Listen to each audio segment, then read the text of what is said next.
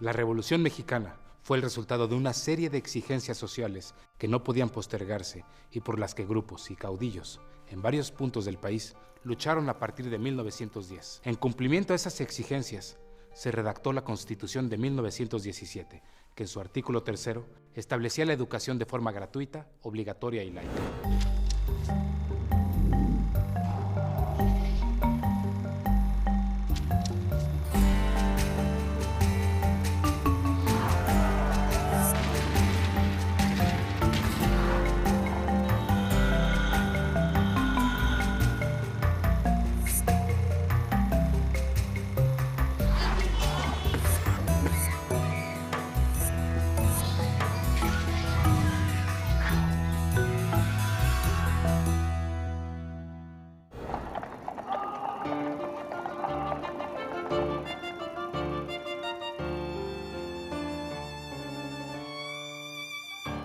Esta es la historia de las diferentes experiencias y modelos implementados para consolidar ese objetivo durante la época postrevolucionaria, un periodo fundamental para la formación del México moderno.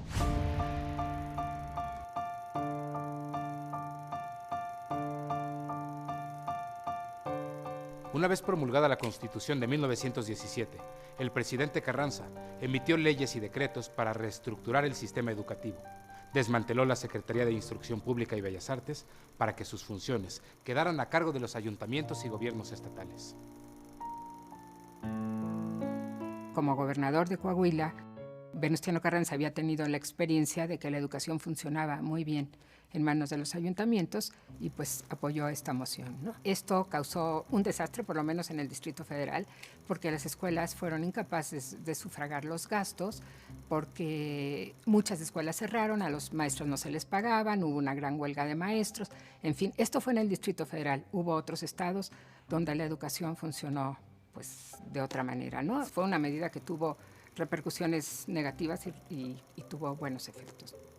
Esto obviamente obedecía a un nuevo proyecto de nación, porque hasta la Revolución Mexicana, México no había tenido la posibilidad de organizarse como para repensar y replantear cuáles serían las directrices para una nación, pues por lo menos un poco más moderna que la que había construido el Porfiriato. Para esto hay que tener en cuenta que la población mexicana a lo largo del siglo XIX, pues una población rural, una población con niveles de analfabetismo muy altos, superiores al 80%. Carranza también desvinculó la Escuela Nacional Preparatoria de la Universidad Nacional y para darle un carácter menos elitista y abrirle a un mayor número de estudiantes, limitó sus actividades culturales.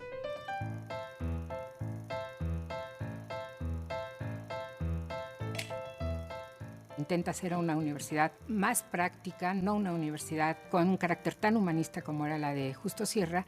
Incluso carreras como ingeniería, por ejemplo, incorporan estudios petroleros, en fin, este tipo de cosas. Se abre una escuela de odontología, se abre la escuela de ciencias químicas, en fin, se trata de hacer una educación más práctica y que llegue a un mayor número.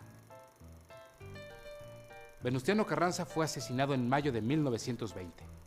El presidente interino, Adolfo de la Huerta, nombró a José Vasconcelos rector de la Universidad Nacional de México, quien restituyó funciones y dependencias, reincorporó a la Escuela Nacional Preparatoria y acuñó el lema "Por mi raza hablará el espíritu". En octubre de 1920, Vasconcelos publicó su proyecto de ley para la creación de la Secretaría de Educación Pública. La propuesta fue aprobada por el Congreso un año después, y él mismo quedó al frente de la recién creada institución. Con esta secretaría sí se inicia un proyecto mucho más sólido, más viable.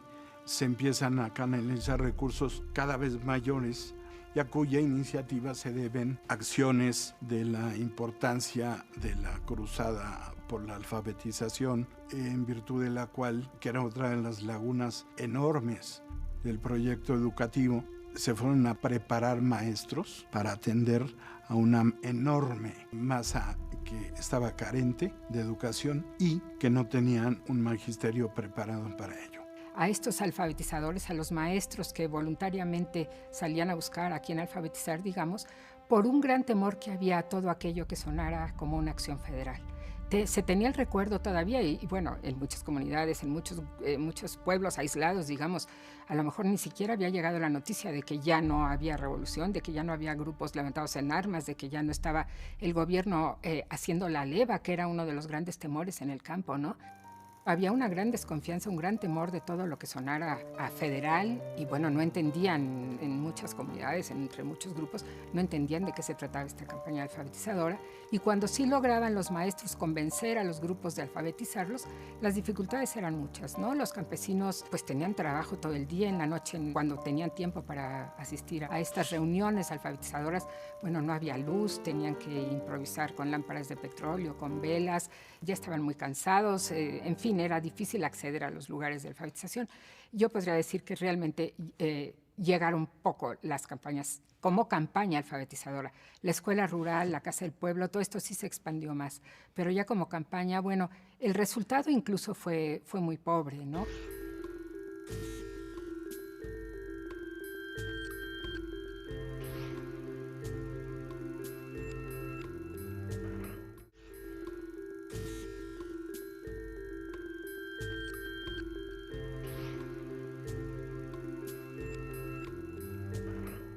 La visión educadora de Vasconcelos provenía de experiencias personales, de su participación en el Ateneo de la Juventud y sus lecturas de los clásicos griegos, las ideas filosóficas de Friedrich Nietzsche y las políticas de Máximo Gorki, entre otros pensadores.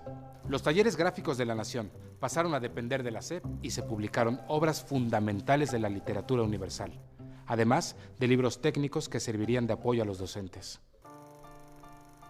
Vasconcelos también impulsó una política cultural que incluía la música, el teatro y la pintura. Invitó a Roberto Montenegro, Diego Rivera, David Alfaro Siqueiros, Jean Charlotte, José Chávez Morado y varios artistas más para que pintaran sobre los muros del recién inaugurado edificio de la SEP y los de la Escuela Nacional Preparatoria.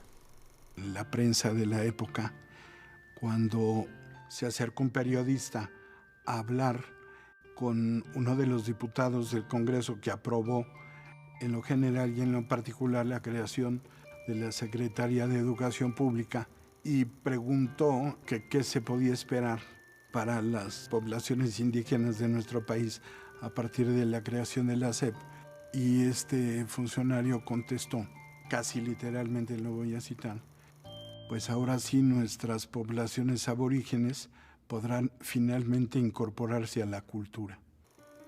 Esto me parece muy interesante porque evidencia el hecho de que el proyecto educativo de la Revolución fue un proyecto que no tomó en consideración las enormes diferencias étnicas, regionales y sociales que hay en México y se trató de amalgamar bajo un solo criterio y bajo una sola estrategia, algo que ha resultado hasta la fecha imposible. Durante el gobierno de Plutarco Elías Calles entre 1924 y 1928, se modificó la política educativa y en las escuelas primarias se aumentaron las actividades manuales y corporales. La nueva pedagogía impulsó el ideal callista de unir el estudio y el trabajo. El niño debería aprender haciendo, mediante labores en el taller, el campo o la parcela. El gobierno de Calles preservó muchas de las cosas que hizo Vasconcelos, incluso varias de las obras clásicas todavía no estaban editadas, estaban en prensa o estaban programadas y salieron durante el primer año del gobierno de Calles. Pero fundamentalmente la labor editorial de Calles sí dio un gran sesgo y tuvo un carácter eminentemente popular. Sí, lo que publicó Calles fundamentalmente fueron folletos instructivos para la población, para los trabajadores. Desde un principio, Calles dijo que la preocupación de su gobierno iban a ser las masas campesinas y rurales, ¿no? Bueno, el mundo rural. Tenía la preocupación de hacer de México un país económicamente independiente que se parara en sus propios pies para contrarrestar pues, el efecto de Estados Unidos. Entonces, su gran preocupación fue formar a los campesinos. Entonces, echó a andar estas escuelas, las escuelas centrales agrícolas, impulsó la escuela rural. Todo lo que había comenzado Vasconcelos en realidad continúa, aun cuando con un sesgo pues mucho más práctico, con una orientación diferente, de todas maneras se amplía esta obra de educación rural. Durante el gobierno de Calles, también se le dio seguimiento a la salud psíquica de los alumnos. Se alentaron los experimentos psicológicos para probar la inteligencia de los indígenas y se creó la Casa del Estudiante Indígena. La secundaria y las escuelas técnicas se convirtieron en una alternativa para los alumnos que concluían la primaria. En 1929, la Universidad Nacional obtuvo el Estatuto de Autonomía y quedó establecida como Universidad Nacional Autónoma de México. Al comenzar la década de los años 30, se agudizaron las polémicas en torno al socialismo, en pro o en contra. Durante la gestión del presidente Abelardo Rodríguez, cuando Narciso Bassols fue secretario de Educación, hubo manifestaciones públicas que pugnaban por reformar la enseñanza laica y darle un sentido socialista, particularmente durante la segunda convención ordinaria del Partido Nacional Revolucionario, realizada en diciembre de 1933. Evidentemente, este concepto de socialismo era un concepto muy ambiguo, bastante impreciso y, en mi opinión, pues con poca sustancia de socialismo real. Pero claramente tenía un sentido progresista, tenía un sentido profundamente laico y hablaba en el nuevo texto de una educación apta para la comprensión racional del universo y de la sociedad. Y esto me parece que también es muy significativo porque pone en claro un concepto que de alguna manera era también un concepto dogmático. La educación en México, no la posrevolucionaria, sino desde 400 años antes, ha sido una educación que ha tenido como sustento una visión dogmática de la realidad. Es decir, se trata de una educación que es una educación en muchos sentidos metafísica, libresca, repetitiva y que apela a la participación del educando en términos de desarrollar sus capacidades mnemotécnicas, en mucha más medida que sus capacidades creativas y que sus capacidades de abstracción. Cuando Lázaro Cárdenas llegó a la presidencia en 1934, los proyectos culturales dieron un viraje al creciente radicalismo que vivía el mundo occidental. El marxismo soviético estaba dividido entre el comunismo de Stalin y el de León Trotsky, que, perseguido, se refugió en México en 1937, gracias a las gestiones del pintor Diego Rivera, quien logró que el presidente Cárdenas le diera asilo político. Al mismo tiempo, la Iglesia conminaba a todos los católicos para que impidieran por cualquier medio que se estableciera y difundiera la enseñanza socialista. Lo que yo le puedo decir es que eso no lo podría yo decir como un logro de Cárdenas. Al contrario, yo creo que el logro que hizo Cárdenas es multiplicar las escuelas en el campo. En toda esa escuela rural que vemos todavía algunos edificios por todo México, fue idea de él. Realmente Cárdenas se ocupó mucho del campo, que era tan importante porque México entonces era un país rural. Los planes de estudio en las escuelas normales y regionales incluían el socialismo científico y la historia del movimiento obrero. En las primarias y secundarias, los programas seguían el modelo de la Unión Soviética y se buscaba el contacto de los estudiantes con los centros de trabajo y organizaciones obreras para darle a conocer a los jóvenes los esfuerzos nacionalistas del gobierno. Con la creación en 1936 del Instituto Politécnico Nacional para la formación de profesionistas en carreras vinculadas sobre todo a la tecnología y la ciencia, Cárdenas le dio un impulso decisivo a la educación media y media superior. A mí me parece que la creación del Instituto Politécnico Nacional fue de la mayor importancia en el sentido de que abrió un espacio alternativo al de la Universidad Nacional, que es la otra gran institución educativa de México, y digamos tenía ciertas características específicas que siguen siendo la marca hasta el momento actual, que es una educación, como su nombre lo indica, Instituto Politécnico Nacional, que es nacional en primer lugar y está enfocado, digamos, a una educación de alto nivel, pero con orientación técnica. Es un proyecto que nace dentro de un contexto como de optimismo, como de esperanza, muy enfocado a la construcción de un país que se va reconociendo que sigue siendo básicamente agrario, porque era un país en el que el sector rural fue muy importante, sin embargo se está enfocando hacia una modernidad.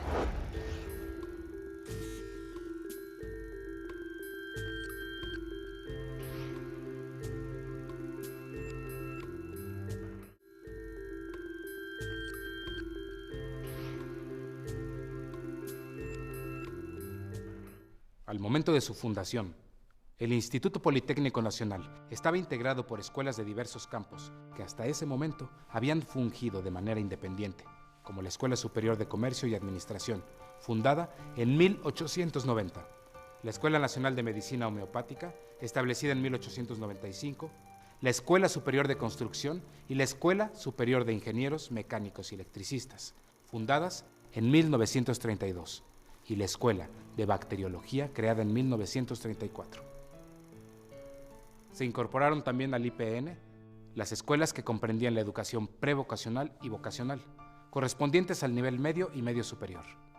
El gobierno a mi cargo le impartirá un franco impulso para hacer que la enseñanza corresponda a las necesidades y aspiraciones legítimas que tiene el pueblo mexicano.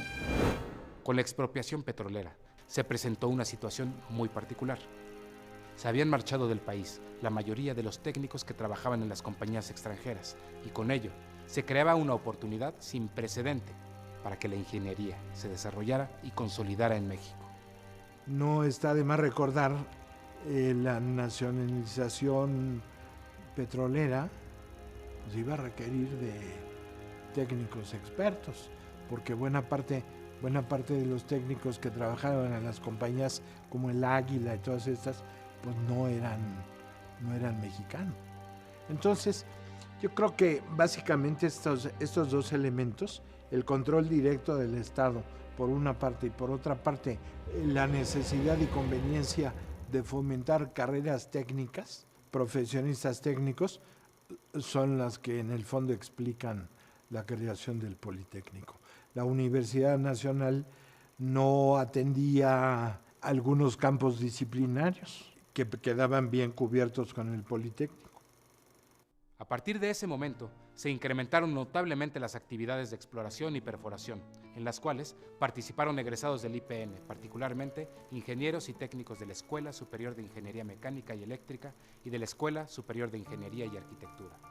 Para consolidar el régimen político, en marzo de 1938, el Partido Nacional Revolucionario se transformó en Partido de la Revolución Mexicana, PRM, que se integró con 4 sectores: el obrero de la Confederación de Trabajadores de México, CTM, el agrario con la Confederación Nacional Campesina, el popular, integrado por elementos de la clase media como maestros, profesionistas y otros grupos sociales, y el sector militar. Particularmente, los maestros se agruparon en el Sindicato de Trabajadores de la Enseñanza de la República Mexicana. Lo que había anteriormente era una fragmentación de organizaciones magisteriales que daba lugar a muchísimos, problemas, suspensión de clases, pugnas intergremiales, etc. Entonces fue un proyecto de el general Cárdenas, tratar de que el sindicalismo de los maestros se agrupara en una sola agrupación. Pero aunque él trató y hizo muchísimo porque esto se diera, él durante su sexenio no se logró. De hecho, la consolidación de un sindicato único ya se da durante el gobierno de Ávila Camacho. A finales del gobierno cardenista, el número de primarias federales, escuelas secundarias, internados indígenas y escuelas regionales había aumentado considerablemente. El índice de analfabetismo entre los mayores de 10 años disminuyó del 69% que existía en 1910 al 51%. Los programas de la SEP servían de norma en casi todos los estados. Los textos escolares y publicaciones oficiales hablaban de justicia social y las series SEP y Simiente exaltaban valores como la cooperación y la lucha de clases. A partir de 1938 y ante la amenaza de una guerra mundial, Cárdenas frenó su política radical, aunque fundó en Morelia, Michoacán, una escuela para albergar y educar a los niños españoles que llegaron al país como refugiados de la Guerra Civil.